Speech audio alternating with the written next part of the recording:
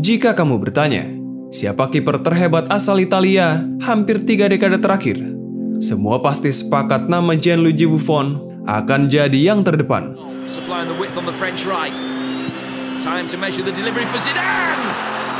What a save! Membela timnas Italia selama 21 tahun lamanya, terhitung sejak debutnya di tahun 97, Buffon mampu tampil konsisten dan tidak tergantikan meski pemain lain keluar masuk timnas Italia. Tentu bukan hal mudah, selama 2 dekade lebih bertahan di tingkat tertinggi sebagai pemain profesional. Konsistensi penampilan Buffon ini membuatnya selalu menjadi kepercayaan pelatih Gli Azzurri. Tidak peduli siapa pelatihnya, yang jelas Buffon adalah kipernya. Maka tidak heran jika jumlah caps terbanyak timnas Italia jatuh kepada Buffon. Dia mampu mencatatkan caps sebanyak 176 laga dan 77 clean sheet menjadi bukti ketangguhannya di bawah mistar gawang Italia. Italy are champions of the world. Gelar Piala Dunia 2006 adalah kado istimewa sekaligus bukti kecintaan Buffon terhadap negaranya. Tidak hanya di level timnas, kehebatannya juga dia bawa ketika membela klub. Bukan hanya dikenal sebagai defensive goalkeeper yang hebat, Buffon juga dihormati karena karisma dan loyalitasnya terhadap klub yang ia bela. Juventus dan Parma tidak akan pernah melupakan jasa sang pemain. Namun kini, Buffon telah putuskan pensiun sebagai pemain profesional. Dunia sepak bola akan mengenangnya sebagai legenda yang luar biasa. Maka dari itu, video ini dibuat sebagai penghormatan terhadap salah satu goalkeeper terhebat sepanjang masa. Lantas, bagaimana perjalanan Gianluigi Buffon dalam menapaki karirnya? Simak kisahnya.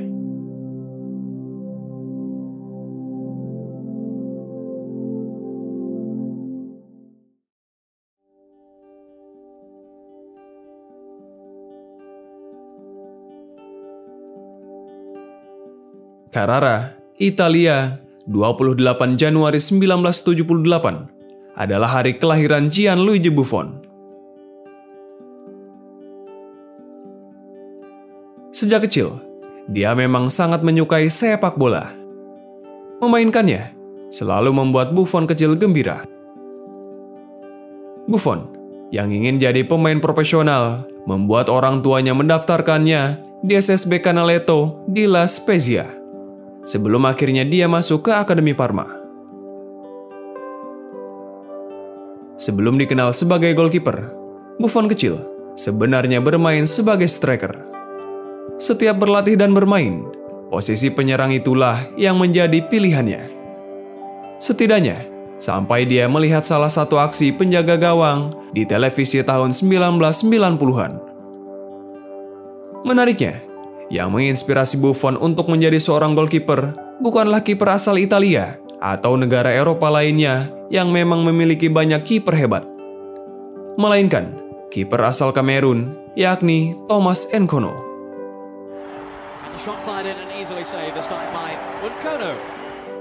Ketika itu, jutaan pasang mata sedang tertuju ke Italia, yang kala itu sedang menjadi tuan rumah turnamen sepak bola paling akbar, yakni Piala Dunia. Demam sepak bola seketika melanda negeri Pisa. Tidak hanya para orang dewasa, tapi juga anak-anak seperti Buffon yang kala itu masih berusia belasan tahun. Buffon muda menonton Piala Dunia dari televisi. Di saat orang lain menantikan aksi Diego Maradona, Salvatore Schillaci, Lothar Matthäus, atau Gary Lineker, Buffon justru menantikan aksi dari Thomas Nkono, seorang kiper yang mengawal pertahanan Kamerun. Aksinya begitu memukau, terutama ketika ia tampil superior dan membawa Kamerun mengalahkan Argentina dengan skor 1-0 pada laga pertama fase grup.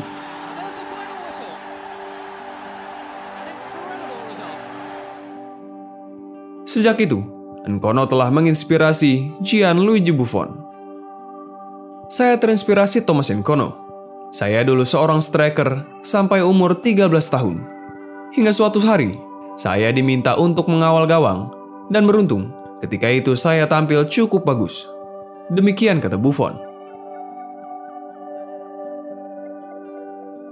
Entah kenapa, jalan hidup seolah meminta Buffon untuk jadi penjaga gawang. Ketika itu, tim muda Parma sedang tidak memiliki kiper karena cedera. Sang pelatih yang melihat Buffon memiliki postur ideal sebagai kiper, kemudian mencobanya.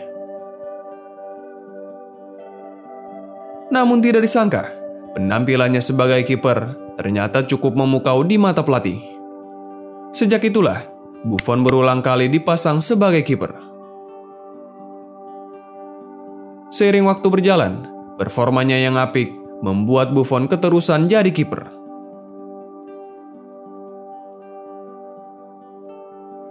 Kemampuannya di bawah Mister ini diakui oleh pelatih utama Parma saat itu, Nevio Scala, yang menariknya ke tim utama. Usianya baru 17 tahun kala itu.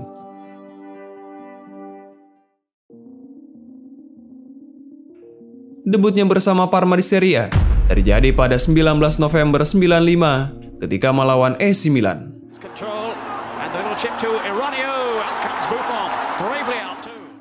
Nevio Scala kemudian menceritakan bagaimana awal mula dia memainkan Buffon. Dia sempat pusing 7 keliling mempersiapkan timnya melawan Milan karena saat itu kiper utamanya berhalangan untuk tampil. Pada akhirnya, Scala memutuskan untuk memainkan Buffon. Sebab, dia melihatnya tampil meyakinkan di sesi latihan dan persiapan jelang pertandingan sulit tersebut. Kepercayaan itu pun tidak disia-siakan oleh Buffon.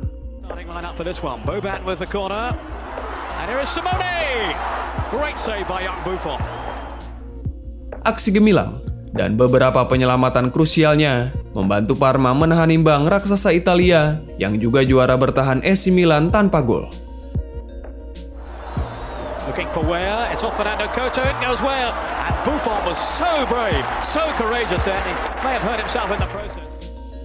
Performa spektakulernya berhasil menggagalkan serangan Rossoneri yang ketika itu dihuni oleh George Weah, Roberto Baggio, dan Marco Simon. Kami sebenarnya pantas menang, tetapi kami tidak mampu meraih 3 poin karena Buffon berada di gawang Parma. Demikian kata Capello, dikutip dari FIFA.com.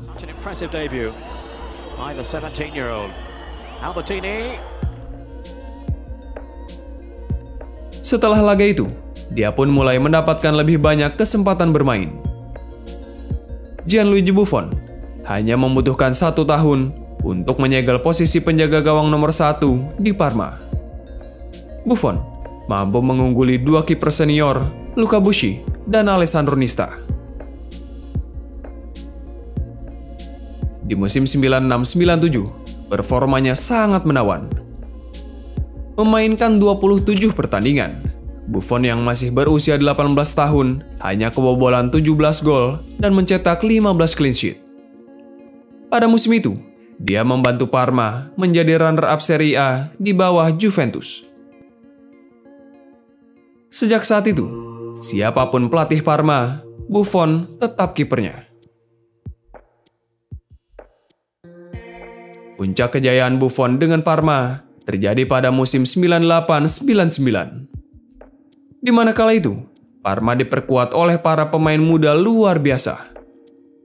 Selain Buffon, kala itu ada nama Fabio Cannavaro, Lilian Thuram, Dino Baggio, Juan Veron, Enrico Chiesa, dan Hernan Crespo adalah kunci keberhasilan Parma meraih Coppa Italia dan UEFA Cup musim 98-99. Luar biasa. Нет, атака продолжается. Удар. Гол. 2-0. Можно сказать так. Финал розыгрыша Кубка УЕФА. Парма, обладатель Кубка УЕФА. Эта команда навечно впишет свое имя в историю и этого трофея, и розыгрыша, и Европейского футбольного союза для клубных команд.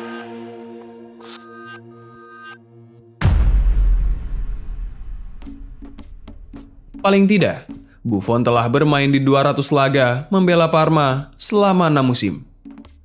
Di usia mudanya, dia bahkan sudah mendapat predikat sebagai salah satu kiper terbaik Italia dan dunia. Prestasi ini yang membuat para klub besar Eropa tergiur padanya. Di antara banyak pilihan, Buffon memilih Turin.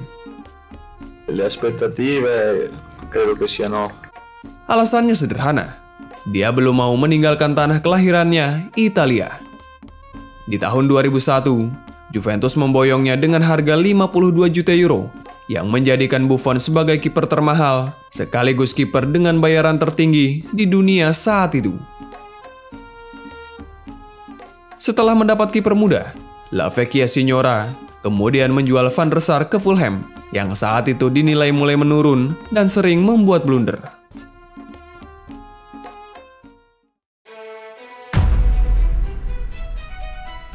Di Turin inilah Buffon meraih masa kejayaannya. Pada musim pertamanya di Turin, Buffon tampil dalam 45 pertandingan di berbagai ajang. Musim 2001-2002 menjadi semakin mengesankan ketika dia berhasil meraih Scudetto untuk pertama kalinya.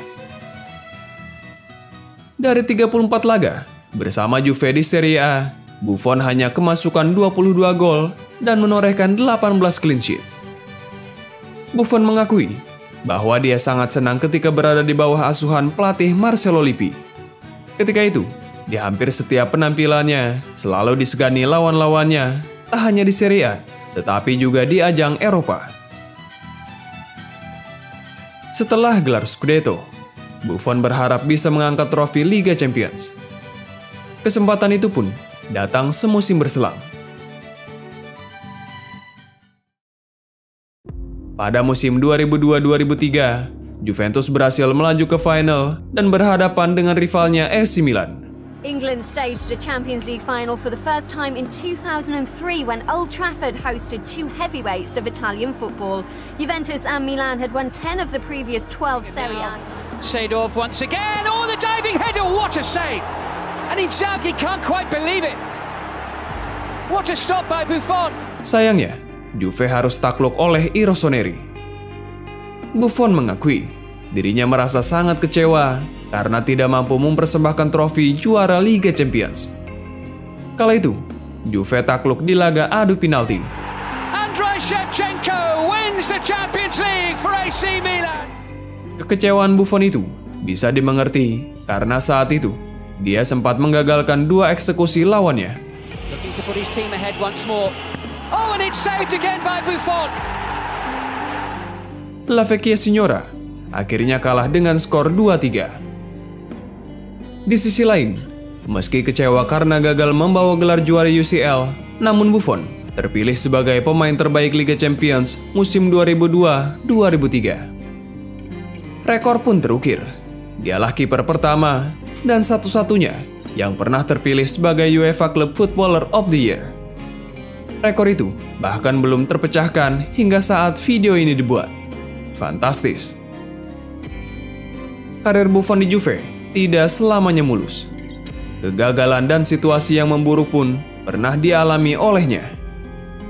Mungkin titik terendah dalam karirnya yang masih diingat sampai sekarang adalah ketika Juventus tersandung skandal Calciopoli pada tahun 2006. Kasus itu berimbas buruk pada Juventus. Klub Buffon saat itu divonis terlibat dalam skandal pengaturan skor selama 2 musim, yakni pada musim 2004-2005 dan 2005-2006. Akhirnya, gelar Scudetto musim 2005-2006 pun harus jatuh ke tangan Inter Milan dan Juventus harus rela terbuang ke Serie B.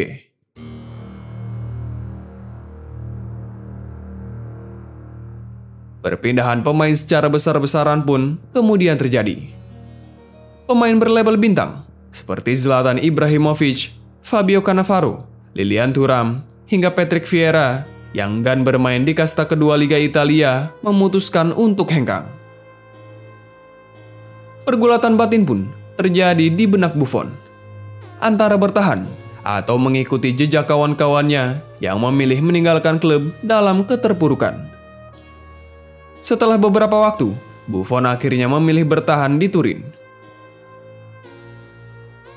Tawaran dari Barcelona dan AC Milan tidak sebanding dengan kecintaannya kepada La Vecchia Signora. Bersama dengan Nedved dan Alessandro Del Piero, mereka bahu-membahu bersaing di Serie B pada musim 2006-2007. Ketika saya memutuskan ikut ke Serie B, saya bangga. Sebab, saya pikir ada beberapa pemain yang punya kesempatan untuk memberikan olahraga ini harapan melalui keputusannya untuk publik dan untuk fans. Ujar Buffon, dilansir dari Calcio Mercato.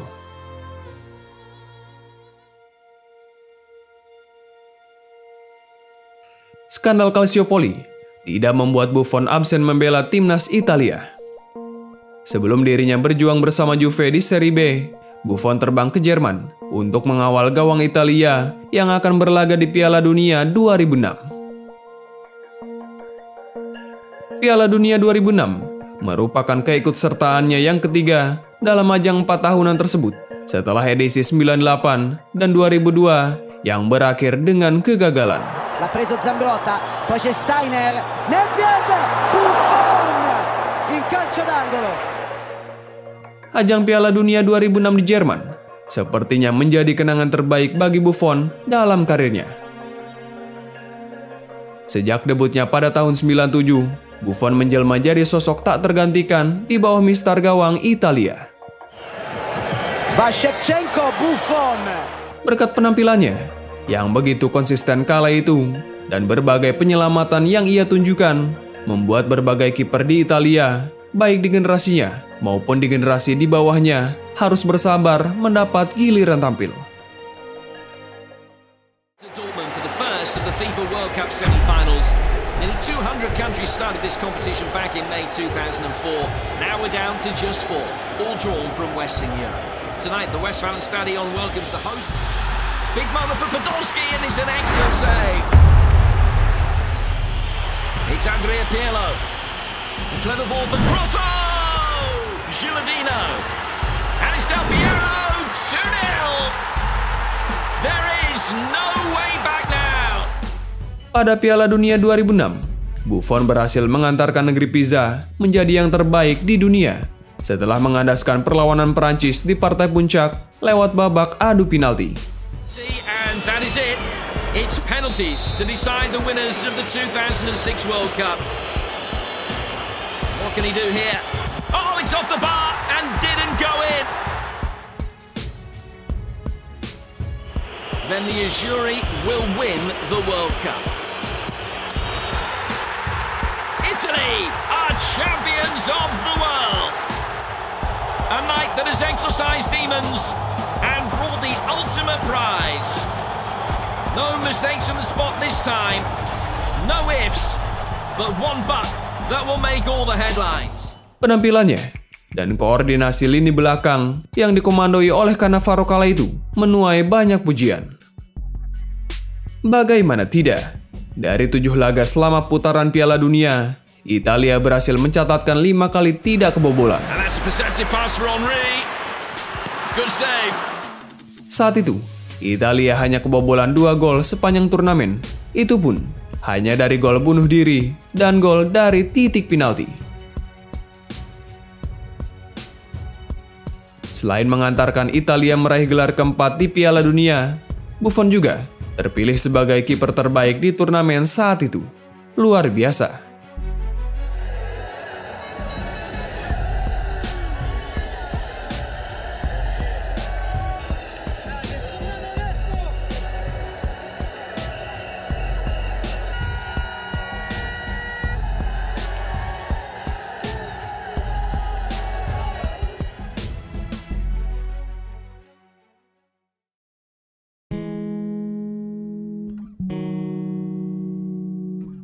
Setelah Piala Dunia 2006, Buffon kembali ke Turin untuk membela Juve di Serie B. Kualitas tim yang jauh di atas pesaing membawa La Vecchia Signora kembali ke Serie A semusim berikutnya. Berkat keputusannya menetap di Juventus, nama Gianluigi Buffon semakin harum di sepak bola Italia, terutama bagi publik Turin. Loyalitasnya patut diapresiasi.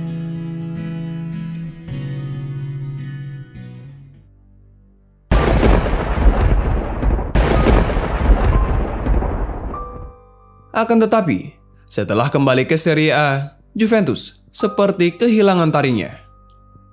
Skandal Calciopoli dan tim yang belum sepenuhnya pulih membuat Juve kehilangan identitas juara. Bahkan Buffon pun mengaku sempat mempertanyakan kembali kesetiaannya kepada Juventus. Selama 4 musim, yakni dari 2007 hingga 2011, dilalui Juve tanpa satu pun gelar. Namun, kerja keras dan kesetiaan Buffon dan lainnya terbayar di kemudian hari. Diawali terpilihnya Andrea Agnelli sebagai ketua Juventus pada Mei 2010, yang menjadi anggota keluarga Agnelli keempat yang memimpin klub setelah ayah, paman, dan kakeknya. Mulai terjadi perombakan besar-besaran di dalam dan luar lapangan Juventus. Kebangkitan Juve di bawah kepemimpinan Andrea Agnelli baru dimulai pada musim 2011-2012 ketika dia menunjuk mantan pemain, seorang kapten, dan pujaan supporter mereka, Antonio Conte, sebagai pelatih nyonya tua yang baru. Mereka pun kembali meraih Scudetto Italia dan berlanjut hingga 7 musim ke depan. Dengan rentetan 7 gelar juara Liga Italia secara beruntun yang dimulai pada musim 2011-2012 hingga 2017-2018, tentu menjadi momen yang sangat luar biasa bagi Buffon dan kolega. Selain Scudetto, dalam rentang waktu 2011 hingga 2018, Juventus juga meraih 4 gelar Coppa Italia dan 3 gelar Supercoppa Italia.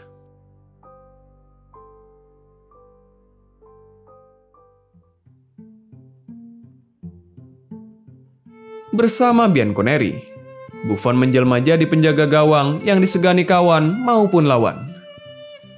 Dirinya hampir tidak pernah tergantikan di bawah Mister Juve sejak pertama kali menginjakkan kaki di tanah Turin pada tahun 2001. Seiring kesuksesannya bersama si nyonya tua, tentu bukan hal mudah untuk tampil konsisten selama hampir 2 dekade di level profesional. Namun hal itu tidak terlalu berlaku untuk Buffon. Siapapun yang menjadi pelatih Juve, Buffon selalu jadi kiper utamanya.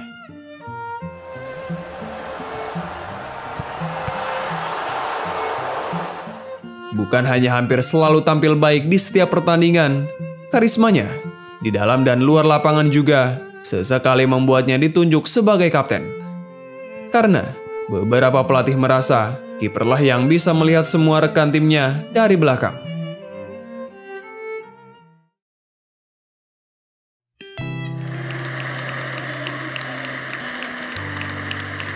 La Juventus sostituisce il numero 1, Buffon. Che ovviamente esce molto commosso, l'applauso continua dello stadio, entra e fa il suo esordio con la prima squadra, con la maglia numero 16, Carlo Pinsoglio. Setelah 17 tahun menetap di Turin, Buffon merasa dia butuh tantangan baru.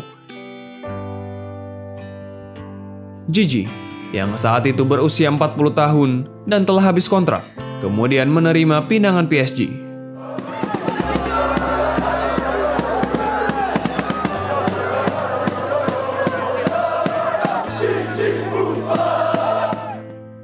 Kepindahannya ini kemudian memunculkan anggapan publik lantaran Buffon disebut memiliki obsesi yang sama dengan sang presiden klub, yakni ingin meraih gelar Liga Champions.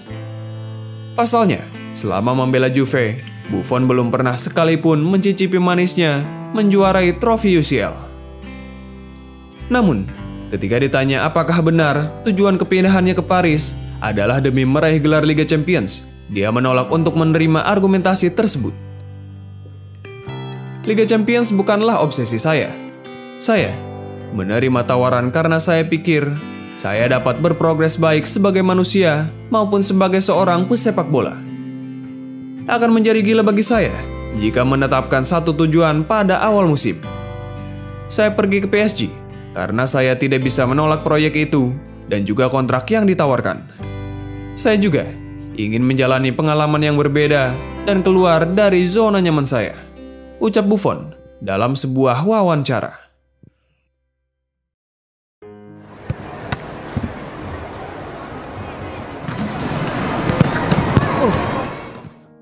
Bersama PSG, Buffon masih mampu tampil dengan baik. Musim 2018-2019, dia lalui dengan catatan 25 pertandingan dan 9 clean sheet. Dia juga bantu PSG merengkuh gelar Liga dan Piala Liga Prancis. Petualangan Buffon di Prancis ternyata hanya berlangsung selama semusim. Dia memilih tidak menaikkan kontrak baru setelah kesepakatannya dengan PSG rampung pada akhir musim 2018-2019. Menurutnya, sudah sejak beberapa bulan lalu, dia diberitahu akan diplot sebagai kiper kedua mulai musim berikutnya. Opsi itu tidak membuat Buffon tertarik sehingga memilih pergi. Buffon mengaku sudah menerima beberapa tawaran menarik dari beberapa klub.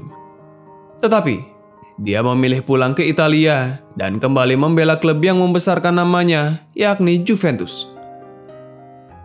Ciao ragazzi, volevo salutarvi ancora una volta. Sono felicissimo di essere tornato a casa. Saya memutuskan untuk kembali ke Juve karena pada suatu malam di Paris, saya duduk sendiri dan berpikir, saya sudah berusia 41 tahun dan saya di sini sendiri ketika keluarga saya kembali ke Italia.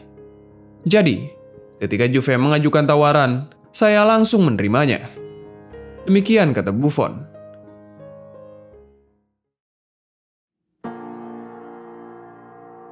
Kembali ke Juventus, Buffon harus menerima kenyataan pahit bahwa dirinya sudah tidak lagi jadi pilihan utama.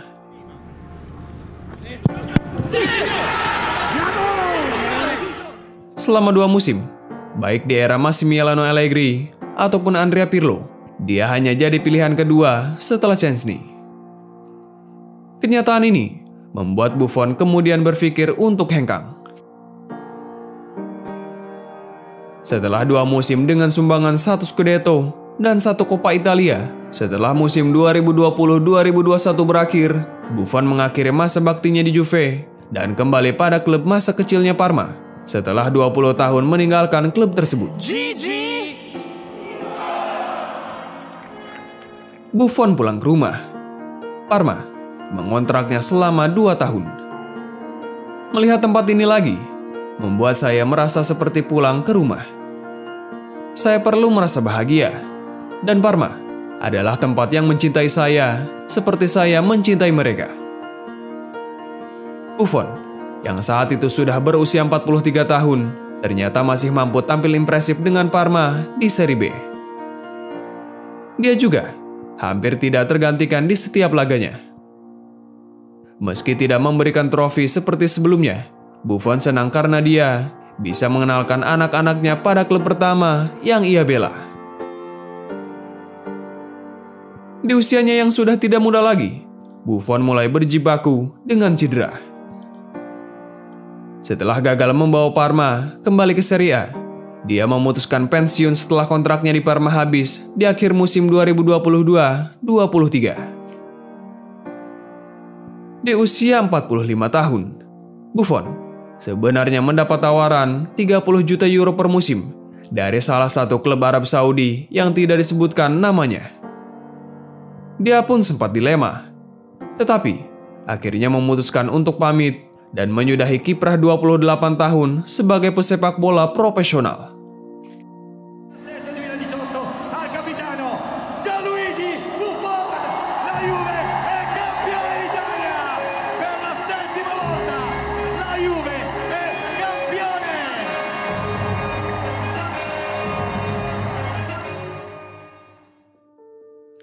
Gianluigi Buffon dikenal sebagai shot stopper yang luar biasa.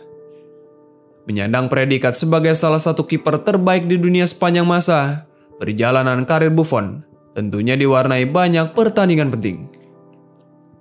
Salah satu yang paling diingat adalah ketika dia berhasil menahan tembakan Roberto Carlos hanya dengan 1 tangannya.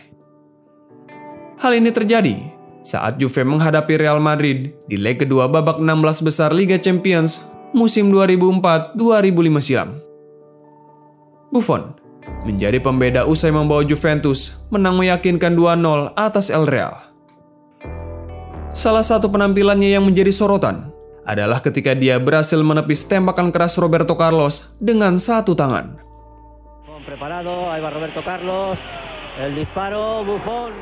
Bola tendangan Roberto Carlos yang meluncur dengan kecepatan 140 km per jam berhasil dimentahkan Buffon.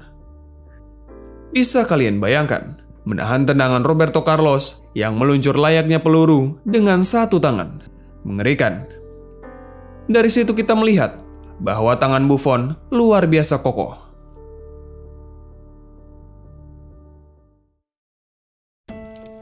Buffon bisa dibilang telah memenangkan segalanya kecuali Liga Champions.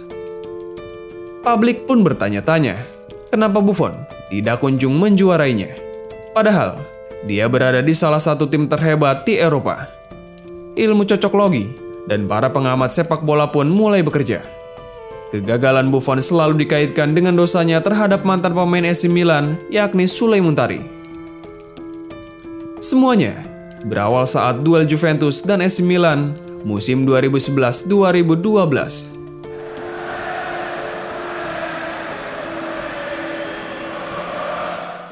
Bermain di San Siro, Milan selaku tuan rumah unggul lebih dulu melalui Antonio Serino pada menit ke-14.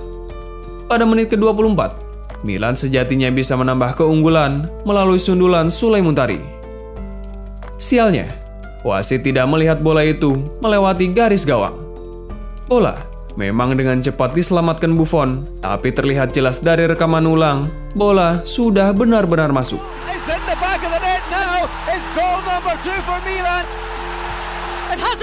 Selesai laga, Muntari mengungkapkan bahwa Buffon sebenarnya tahu bola itu sudah melewati garis gawang. Muntari tidak meyakini bahwa insiden gol hantu itu membuat Milan kalah dari Juventus dalam persaingan memperebutkan gelar Scudetto. Namun, dia tetap kecewa dengan sikap pemain sekelas Buffon yang tidak jujur mengakui golnya. Dari kejadian itu, sulit ditemukan secara catatan atau bukti bahwa Muntari telah melemparkan kutukan kepada Buffon yang membuatnya tidak akan juara Liga Champions sebelum mengakui gol itu. Muntari hanya mengatakan bahwa Buffon seharusnya menyadari bahwa bola telah melewati garis gawang. Dia juga kecewa lantaran gol tersebut tidak kunjung disahkan. Meski demikian, kisah kutukan Sulej Muntari selalu mengiringi gagalnya Buffon di Liga Champions. Selama 28 tahun berkiprah di kancah sepak bola dunia, Gianluigi Buffon telah meraih 20 lebih trofi bergengsi, termasuk 10 kali Scudetto Serie A. Dan yang paling spektakuler, tentu saja adalah gelar Piala Dunia 2006 yang diraihnya bersama Italia.